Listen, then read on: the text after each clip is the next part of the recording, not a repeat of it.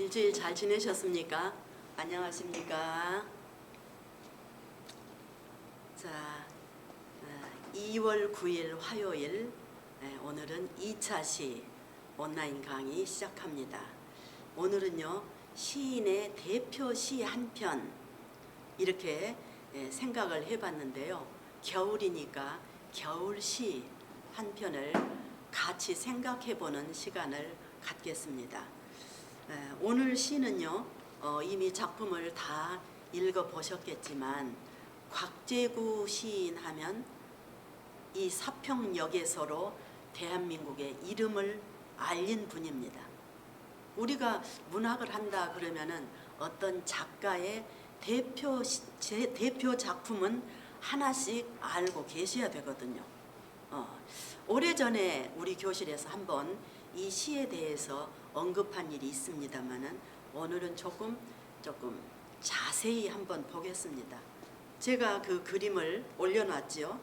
사평역 한번 올려놨고요. 사평역 내부 역사 안의 풍경을 하나 작게 넣었습니다. 곽재구 시인은 광주 출생이죠. 1981년에 중앙일보의 이 사평역에서라는 작품으로 당선이 되면서 이제 본격적인 시인 활동을 하게 되었죠. 자, 사평역에서 곽재구 한번 제목을 보면은요, 어느 역의 이야기구나 이미지가 그려지시죠. 그러면은 이런 이미지를 그려지신다면 우리가 어느 역 안에 가서 딱 앉아 있다고 생각하시고 이제 감상을 해 보시는 거죠. 이 시의 배경은 70년대, 80년대가 이제 공간적인 배경입니다. 여기에 이제 많은 사람도 등장을 하는데요. 한번 읽어보겠습니다. 막차는 좀처럼 오지 않았다. 대합실 밖에는 밤새 송이눈이 쌓이고 흰보라 수수꽃 눈시린 유리창마다 톱밥 난로가 지펴지고 있었다. 여기 연을 한번 끊어보십시오. 금음처럼 몇은 졸고 몇은 감기에 쿨럭이고 그리웠던 순간들을 생각하며 나는 한 줌의 톱밥을 불빛 속에 던져주었다. 연을 한번 끊어보십시다. 내면 깊숙이 할 말들은 가득해도 청색의 손바닥을 불빛 속에 적셔두고 모두들 아무 말도 하지 않았다. 산다는 것이 때론 술에 취한 듯 한 두릅의 굴비 한 광주리의 사과를 만지작거리며 귀향하는 기분으로 침묵해야 한다는 것을 모두들 알고 있었다. 연을 한번 끊어봤습니다. 오래 앓은 기침소리와 쓴약 같은 입술 담배 연기 속에서 싸륵싸륵 눈꽃은 쌓이고 그래 지금은 모두들 눈꽃의 화음에 귀를 적신다. 연을 끊었습니다. 자정 넘으면 낯설음도 뼈아픔도 다 설원인데 단풍잎 같은 면잎에 차창을 달고 밤열차는 또 어디로 흘러가는지 그리웠던 순간들을 호명하며 나는 한 줌의 눈물을 불빛 속에 던져 주었다. 자, 여기에 인물들이 이제 등장을 합니다. 자, 우리들 옛날에 어렸을 때부터 뭐 기차 생각나시죠? 비둘기호, 통일호, 무궁화호, 아주 그렇게 여러 가지가 있었는데 다 차비 돈 때문에 완행을 타고 그러죠. 급행은 간이역은 지나가 버리고 완행열차만 간이역을 다 쉬어가는데 이제 어느 날 저녁 때 8시쯤인데 막차를 기다리는 사람들이 있습니다. 막차는 좀처럼 오지 않았다. 연착이 되었다 그 말이죠. 옛날에는 연착되는 거 아무렇지도 않았어요. 한두 시간 연착되는 건 누구도 말 안 해요. 대합실 밖에는 밤새 송이눈이 쌓이고 요즘 송이눈이라고 하는데요. 우리 옛말로는 한방눈이 한방눈이 쌓이고 흰보라 수수꽃 논실인 유리창마다 밖에서요 바람이 살살 불면서 눈이 와서 유리창에 막 부딪혀서 얼어붙으지요. 그게 마치 우리가 시골에서 봤던 수수꽃처럼 보이더라. 눈이 오는 쪽쪽 얼어붙어서 있는 게 꼭 흰보라색 비슷한 수수꽃 같더라. 그런데 눈으로 그렇게 수수꽃이 핀 것 같으니까 눈이 시리다. 그런데 톱밥 난로가 지펴지고 있었다. 유리창이 역사 안에 몇 군데가 쭉 있는데 난로에서 톱밥이 타고 있으니까 유리창마다 난로가 비치는 거죠. 유리창마다 톱밥 난로가 타고 있었다. 난로는 하나인데 창마다 비치니까. 그래서 이제 일단락을 맺었습니다. 첫 줄부터 네 번째 줄까지는 대합실 풍경이죠. 대합실 풍경. 그 다음에 이제 넘어갑니다. 금음처럼 몇은 졸고 따뜻하게 난로가에 앉아 있으니까 꾸벅꾸벅 조는데 금음처럼 존다. 이런 묘사력 대단하죠. 아니 보름달처럼 좁니까? 금음처럼 몇은 졸고 몇은 감기에 쿨럭이고 겨울이니까 콜록콜록 기침하는 사람. 그런데 몸이 녹으면서 따뜻해지니까 그리웠던 순간들을 생각하면서 나는 옆에 톱밥통이 있으니까 한 줌의 톱밥을 불빛 속에 던져 주었다. 오행에서 8행까지는 회상에 졌죠. 따뜻한 난로가에 앉아서 회상에 젖는 연입니다. 그 다음에 3년으로 9행부터 넘어갑니다. 내면 깊숙이 할 말들은 가득해도 낯선 사람들이지만 할 말들은 가득해도 청색의 손바닥을 불빛 속에 적셔두고 시린 손을 난로가에다 이렇게 얹으니까 톱밥 난로 불빛에 청색이로 보이는 거예요. 근데 불빛 속에 불을 쬐다 이게 아니고 불빛 속에 적셔두고 불빛 속에 손을 적셔둔다.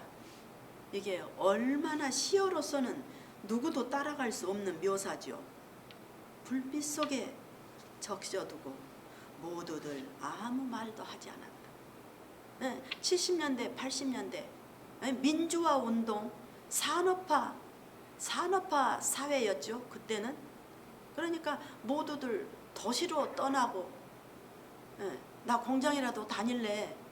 도시로 떠나고 젊은이들은 민주화 운동하고 그런 시대 아니었습니까? 그런데 민주화 운동하면서 아이고 어디 도시에서는 학생들이 몇 명 죽었대. 그런 말 함부로 하면 큰일 났습니다. 모두들 아무 말도 하지 않았다. 산다는 것이 우리가 꼭 술에 취한 것 같다. 한 두릅의 굴비 한 광줄의 사과를 만지작거리면서 고향에 가는 기분으로 침묵해야 한다는 것을. 입이 있다고 해서 함부로 말하지 말라. 그냥 침묵해야 한다는 것을 모두들 알고 있었다. 이게 9째 줄부터 16행까지는 막차를 기다리는 사람들의 그 모습을 묘사를 해놨죠. 그 다음에 조금 더 이제 깊이 들어갑니다. 17행부터 오래 앓은 기침 소리와 한 노인이 있는데 아주 이제 기침이 쇠어버렸어요. 오래된 기침을 쇠었다 그러죠. 우리는 아이고 기침이 쇠어버려서 쌕쌕 소리가 나고 이렇게 기침이 안 멎는다. 그럴 때 저 어렸을 때 보면은 배하고 콩나물하고 물엿을 따뜻하게 끓여서 마시면은 쇠인 기침이 끊어진다 그랬어요. 오래 앓은 기침 소리와 쓴약 같은 입술 담배 속에서 담배를 한 모금 피가 부는데 쓴 약 같다. 담배 연기 속에서 싸륵싸륵 눈꽃은 쌓이고 밖에는 눈꽃이 쌓입니다. 그래, 지금은 모두들 눈꽃의 화음에 귀를 적신다. 이렇게 우리가 살기 팍팍하고 힘들지만 따뜻한 난로가에서 기차가 올 때까지 그냥 앉아 있으면서 차라리 우리 눈꽃 내리는 거, 눈꽃이 쌓이는데 귀를 기울이자. 눈꽃의 화음에 귀를 적신다. 아까는 난로에다가 청색의 손바닥을 적시더니 이제는 눈꽃의 화음에 귀를 적신다. 단락을 띄었습니다. 자정 넘으면 이렇든 저렇든지 간에 세상이 아무리 힘들고 고달프고 그렇더라도 자정이 넘으면 우리 서로 낯설고 힘들게 살아와서 그 뼈아픔도 다 눈이 덮어버리면은 천지가 설원이다. 더럽고 어쩌고 하는 것들 소용없이 천지가 설원인데 단풍잎 같은 면잎에 차창을 달고 옛날에 간이역에 쉬었던 열차는 아이고 그냥 창문이 덜커덩 했죠. 근데 벌품 없는 창문이 아니라 우리 지금 역사의 간이역에 있는 인생들이 벌품 없이 살아온 단풍잎 같다. 이 벌품 없이 살아온 이 단풍잎 같은 인생들을 싣고 이 열차는 또 어디로 떠나갈까? 단풍잎 같은 면잎에 차창을 달고 밤 열차는 또 어디로 흘러가는지. 아니 8시에 온다는 기차가 2시간을 연착을 했다니까요. 2시간을 연착을 했으면 10시 아닙니까? 달리고 눈길에 가다 보면 12시 자정이 넘으면 천지가 설원이 되어버리겠죠. 밤열차는 또 어디로 흘러가는지 그리웠던 순간들을 호명하며, 호명, 이것도 한자어죠. 이름을 부르며, 이름을 부른다고 해서 누구가 아니라 여기에서는 생각으로 기억을 떠올린다는 뜻이죠. 우리 어머니, 내 동생, 어디 방직 공장에 간다고 떠났던 내 여동생은 구로동 공장에서 잘 있을까? 날품팔이 건설 현장에라도 가겠다고 지겨운 농사 싫다고 떠났던 내 동생은 현장에서 돈을 벌어가지고 다음 설에 올까? 봉제 공장에 간 내 누이는 엊그저께 재봉틀 바늘에 손가락을 다쳤다는데 괜찮은가? 그리웠던 순간들, 우리 고향에서 함께 살 때, 고구마 먹고 감자 먹고 살 때 그런 순간도 아름다웠죠. 그리웠던 순간을 호명하며 생각하며 한 줌의 눈물을, 생각할수록 눈물이 나죠. 눈물을 불빛 속에 던져주었다. 처음에는 톱밥을 불빛 속에 던져주었는데 마지막에는 내 눈물을 불빛 속에 던져주었다. 그래서 22행과 27행 마지막 연에서는 삶에 대한 연민, 모두가 힘들고 힘들지만 힘들지 않는 인생이 없다. 있는 사람은 있는 대로 지키려고 힘들고 없는 사람은 없어서 먹고 살려고 힘들고. 이렇게 해서 문학이라는 것은 이렇게 시 한 편으로 마음을 풀어줄 수 있다는 게 굉장한 효력이 있지요. 이렇습니다. 펜 때는요 작가들의 무기입니다. 그래서 70년대, 80년대 이야기는 시인이든 소설가든 펜으로 써야 됩니다. 무기니까 무기를 이렇게 쓰는 거죠. 정치적인 문제, 사회적인 이슈 이런 것들은 혁명가들이 해요. 예, 민주화 운동도 젊은 학생들이 하고. 근데 이 간역에 쭈그리 앉아서 지금 마지막 열차를 기다리고 있는 이 사람들이 도시에 가서 민주화 운동한다고 하다가는 어디에서 밟혀 죽을지 몰라요. 네. 그런 이야기입니다. 그래서 스토리를 이렇게 사평역에서 해놓고 우리를 사평역으로 끌고 가더니 이렇게 시 한 편을 기차가 연착된 것으로 시작을 해서 한방눈이 내리는 이런 이야기. 네. 그래서 우리들은 이 시 한 편으로 가보지 않은 이 사평역을 우리가 이제 상상을 하게 되는 거죠. 자, 문학 작품에서 작가마다 자신을 대표하는 작품이 있는데 곽재구 시인은 사평역에서가 최고다. 그래서 이거는 제가 꼭 알고 계시라. 그런데요, 작가 자신마다 이제 만드는 게 독자가 이제 내가 대표작이 사평역이다 그게 아니고 독자들이 만들어 버립니다. 독자들이 만들어요. 야, 곽재구 시인 하면 사평역에서 독자들이 만든다고요. 그런데요, 사실은 사평역이라는 게 곽재구 시인이 가상의 역을 만들었어요. 실제 존재하는 역이 아니라고 말을 해요.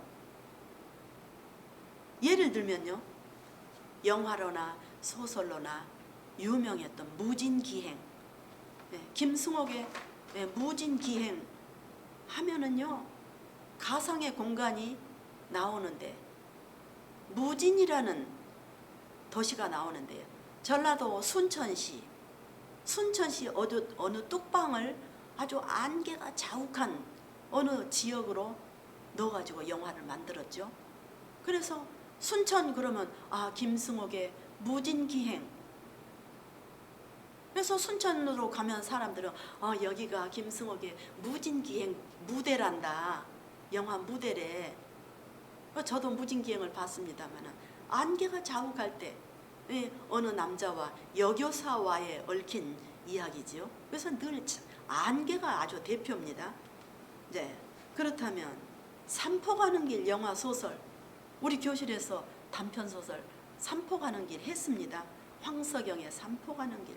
삼포도 가상의 지역입니다. 황석영 씨가 그냥 만들었어요. 그래서 그 둘의 풍경이나 이런 것들을 그럴싸하게 영화에서 만들어 주는데, 삼포 가는 길도 우리가 했으니까 기억나시죠? 산업화 도시에서 밀려난 밑바닥 인생들의 이야기, 이가 삼포 가는 길입니다. 삼포 가는 길 우리 교실에서 노래까지 같이 불러봤죠? 네, 삼포 가는 길 노래도 아주 이 영화나 소설 때문에 아주 강은철이 대표 그러면 삼포 가는 길 아닙니까? 네, 그 정도로 문학 작품이라는 게 무섭습니다. 강은철이 지금까지 강은철은 삼포 가는 길로 알고 있어요. 그래서 삼포 가는 길 우리가 했죠. 이청준의 소설 눈길, 이거 단편 소설 우리 교실에서 했습니다. 영화도 있죠. 눈길, 이것은 자기 고향 전라도 장흥군이 배경이죠. 장흥군과 이제 K시, 소설에서는 K시로 나오는데 이제 광주시가 아닐까. 이제 거기에서 얽힌 거를 쓴 소설이죠. 그러는데 이 삼포 가는 길은, 앞에 삼포 가는 길은요, 국악을 연주하는 김용동 시인이, 김용동 씨가, 저는 김용동 씨를 굉장히 좋아합니다. 우리 국악계의 아주 작곡, 연주 대가입니다. 근데 강은철이 산포 가는 길 노래를 했다면 김영동 씨는 산포 가는 길을 국악으로 연주를 했죠. 이렇게 해서 작품들로 인해서 떠들썩하게 되는데, 그래서 곽재구 시인은 사평역을 가상의 공간을, 허구적인 장소를 만들어서 이렇게 하는데, 자, 독자들이 자꾸 의문을 갖습니다. 아니야, 전라남도 화순군에 가면 사평역이 있어. 그 옛날에 탄광촌이었는데 거기 사평역이 있어.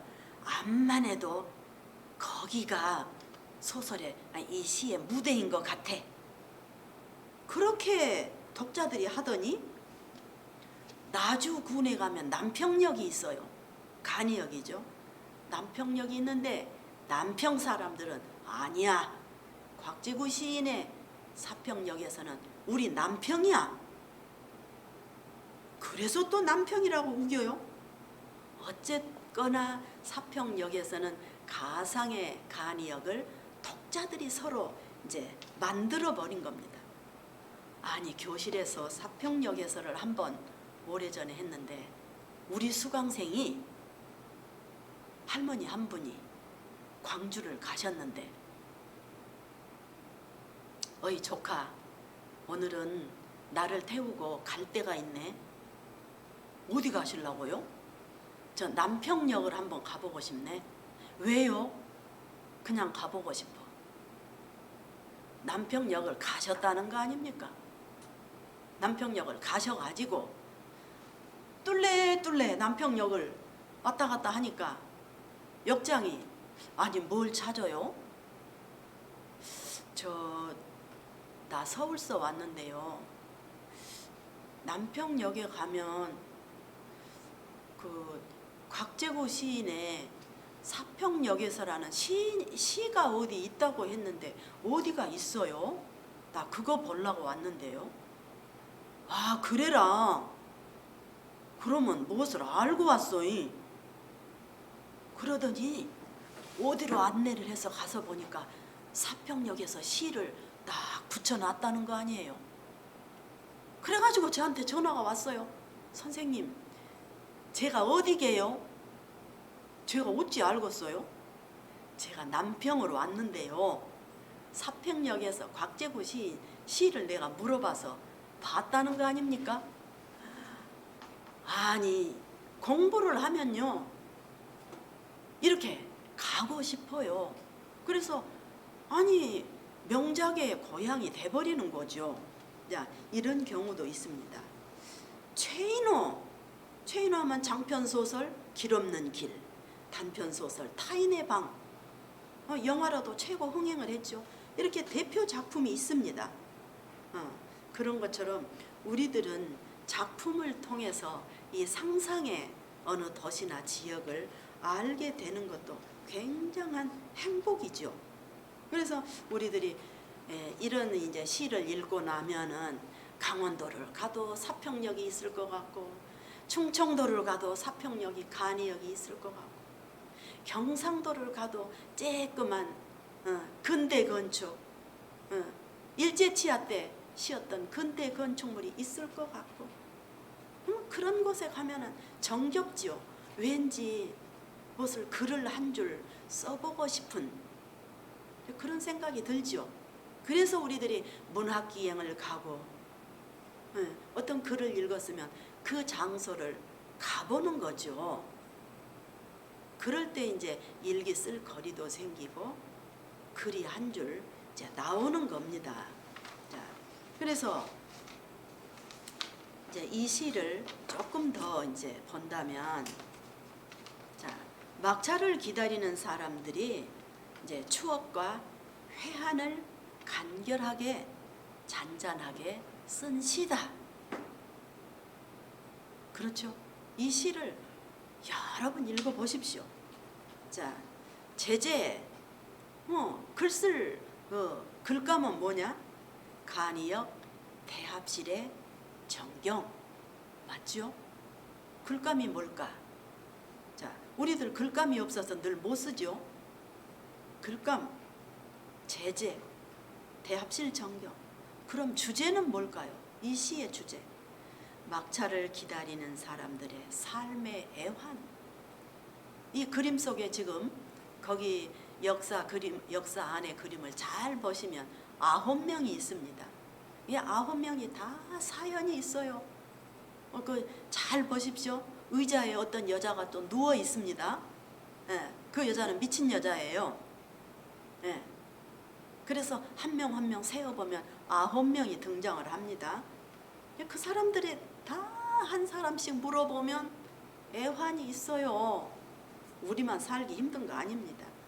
아주 특징은 아주 간결하다. 예, 절제된 표현이다. 여기에는 차가움과 따뜻함이 대조되었다.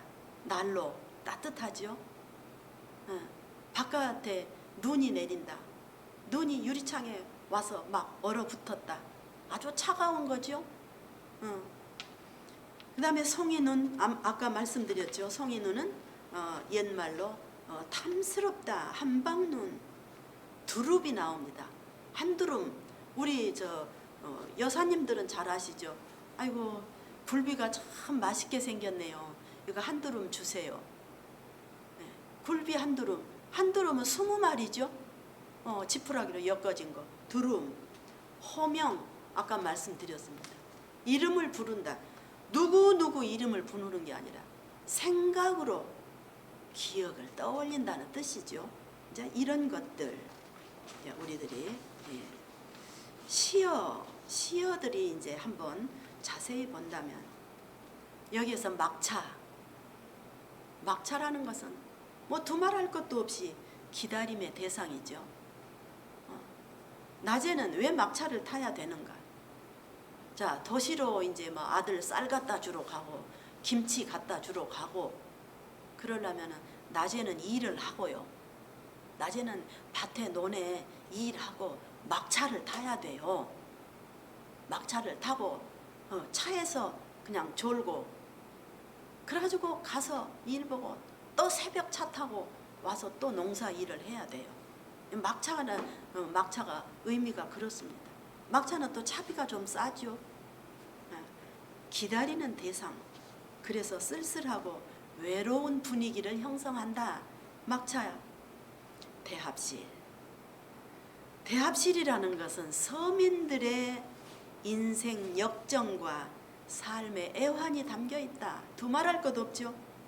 톱밥난로. 가난한 이들에게 따뜻한 위안이 된다. 예, 간이역이 아니고 큰 역에는 석탄 떼요. 예, 조개탕 갖다 떼고 그런데 간이역에서 그걸 뗍니까? 톱밥난로, 눈꽃. 예, 밖에 지금은 우리 모두 눈꽃의 화음에 귀를 적신다 그랬죠. 눈꽃은 가난하고 고단한 사람들에게 위로가 되는. 아이고 따뜻하고 좋다. 지가 때가 되면 기차가 오겠지. 그러면서 아이고 눈이 펑펑 내리네. 지금은 우리 모두 눈꽃의 화음에 귀를 적신다. 위안이 되는 거죠. 그렇다면 이 시를 쓴 화자, 말하는 사람이죠. 이 사람은 시선이 어떻게 되었는가? 밝고 따뜻했던 순간들을 생각합니다.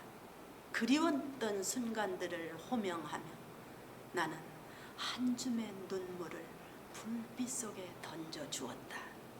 그리웠던 순간들을 생각한다.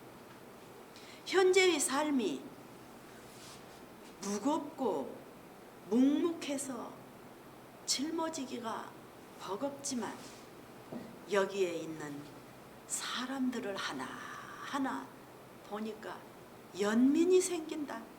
나만 팍팍한 줄 알았더니 이 사람도 이야기를 들어보니까 팍팍하고 그래서 연민을 느낀다.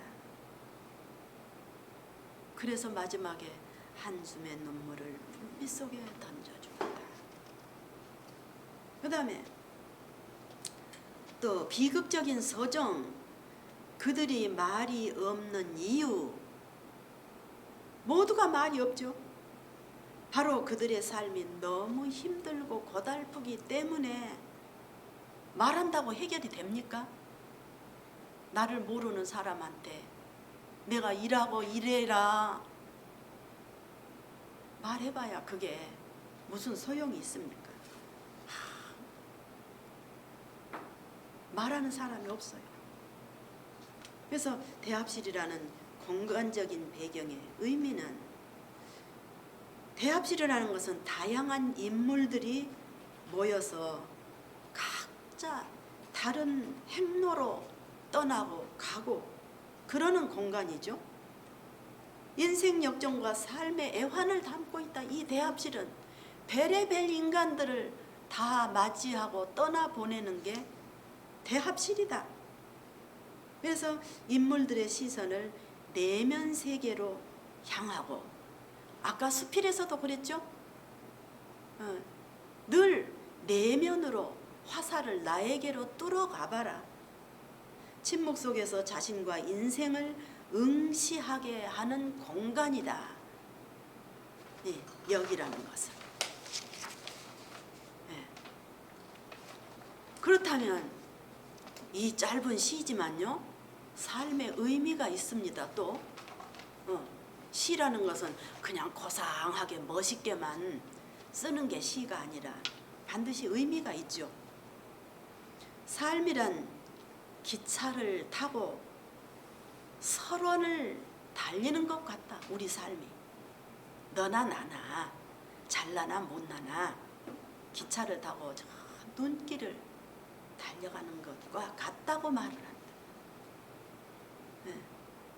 그 속을 쓸쓸히 달리는 기차는 힘겹고 고달픈 우리의 인생 역정을 비유를 한다. 인생은 단풍잎처럼 작고 초라하고 쓸쓸하다. 자정 넘으면 모두가 설원인데 단풍잎 같은 면잎에 차창을 달고 밤열차는 또 어디로 떠나가는지. 단풍잎처럼 작고 초라하고 쓸쓸하다. 그런 삶을 지탱하며 살아가는 나약한 사람들과 이를 지켜보는 화자, 말하는 사람 역시 같은 존재다. 아니,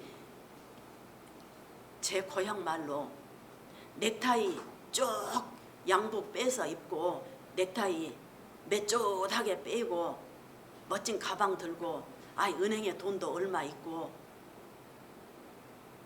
그러면은요 간이역 이런 데서요, 아이고 저 사람들한테 뭐 냄새 나고 내 양복에 뭐 묻을까봐 옆에 앉지도 않아요. 근데 여기 있는 군상들은 다 비슷비슷하다니까요. 그래서 연민을 느끼는 거예요. 인생은 누구에게나 힘들고 고달픈 것으로 그려지고 있다. 지금 이런 얘기입니다. 네. 그래서 시가 스르륵 읽어서 좋네 그러고 끝나버리면 시가 별것이 아니에요. 근데 정말로 자세히 들여다보고 시를 좀 이해를 하다 보면 시라는 것이 그냥 쓰는 것이 아니구나, 이제 그런 생각을 하게 되죠. 그래서 오늘은 곽재구 시인의 대표시, 대표시 작품은 내가 만든 게 아니라 독자들이 만들어 버린다. 사평역은 어떤 가상의 공간인데 이렇게 어디 가나 만날 수 있는 사평역이 우리나라 전국의 시골에 어딘가에 있을 것이다. 자, 생각을 하면서 아까는 낭독을 해드렸는데요. 그러면은 낭송을 할 때는 어떤 느낌으로 해야 될까? 그냥 이야기하듯이 잘해야지, 이거 그 마음을 빼고요. 그냥 누구에게 이야기하듯이 하면 됩니다. 제가 천천히 한번 그리고 이 배경음악도요. 제가 교실에서 배경음악은 어떻게 해서 나오게 됐는지 음악의 배경을 수업을 했기 때문에 아마 잘 아실 겁니다. 배경음악은 그리스 음악인데요. 많이 들으셨죠? 기차는 8시에 떠나네. 배경음악을 기차와 연관된 음악으로 해봤습니다.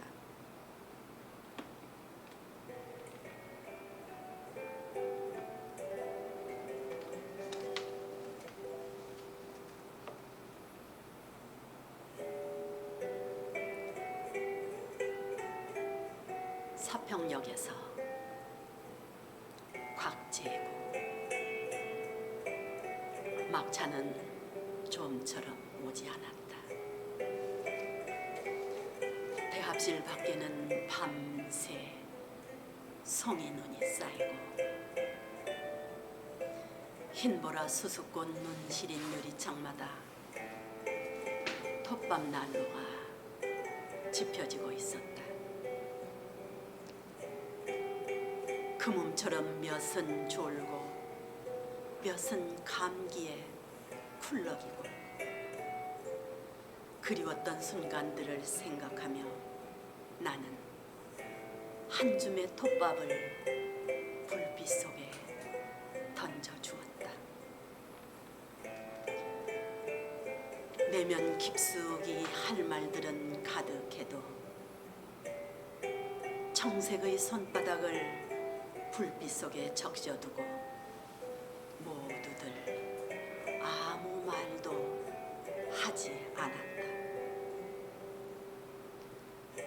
산다는 것이 때론 술에 취한 듯 한두릅의 굴비 한 광주리의 사과를 만지작거리며 귀향하는 기분으로 침묵해야 한다는 것을 모두들 알고 있었다. 오래 앓은 기침 소리와 쓴약 같은 입술 담배 연기 속에서 싸륵싸륵 눈꽃은 쌓이고 그래 지금은 모두들 눈꽃의 화음에 귀를 적신다. 자정 넘으면 낯설음도 뼈아픔도 다 설원인데 단풍잎 같은 면잎에 차창을 달고 밤열차는 또 어디로 흘러가는지 그리웠던 순간들을 호명하며 나는 한 줌의 눈물을 불빛 속에 던져 주었다.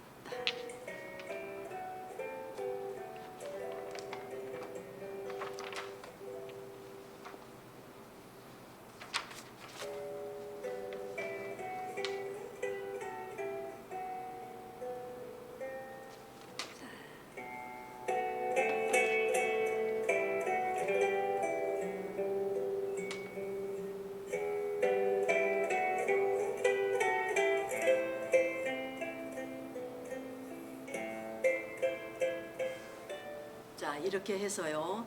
오늘 겨울시 시인의 대표시 감상을 한 편 해봤습니다. 오늘도 과제가 있습니다. 다음 주에는요. 단편 소설을 하겠습니다. 놀라우시죠? 아니 선생님, 단편 소설을요 어떻게 40분 동안에 합니까? 해야 됩니다. 자, 다음 주 소설은요 제가 오늘 집에 가서 메일로 보내드리겠습니다. 그러면요 그걸 인쇄를 뽑아가지고 딱 눌러놓고 적어도 2번은 읽어주셔야 다음 주 수업에 지장이 없습니다. 꼭 그 소설을 읽어보시고 다음 주 수업을 같이 했으면 좋겠습니다. 제가 지금까지 단편 소설을 여러 편을 했는데요. 이청준의 눈길 최고로 제가 좋아했습니다. 다비식도 좋았죠. 제가 좋아했던 단편 소설을 하는데요. 제가 자신 있게 다음 주 소설을 가지고 옵니다. 기대하시고 다음 주에 또 뵙겠습니다. 감사합니다.